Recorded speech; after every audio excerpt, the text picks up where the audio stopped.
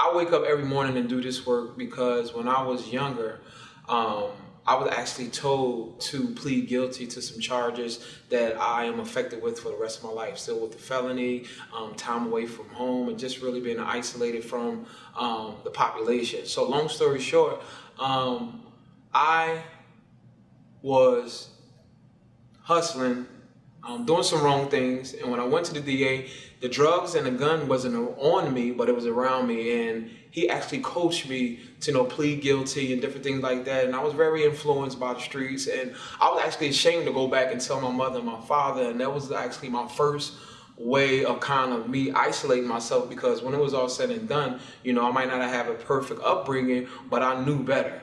So with that being said, I began to drift away and wound up getting a record, wound up doing a little juvie time, and then from there, I was introduced to the whole Youth Building AmeriCorps aspect.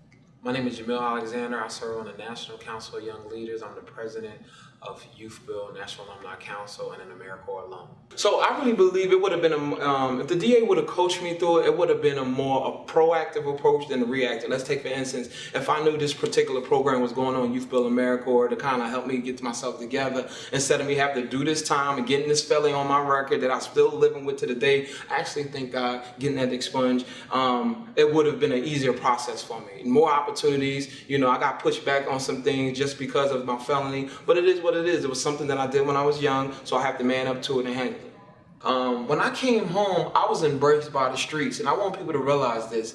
I kind of mentioned this before, but kind of digging deep, I was really considered like, okay, you didn't snitch. So the OGs, the people from the block, they gave me more love. They continued to really try to encourage my behavior.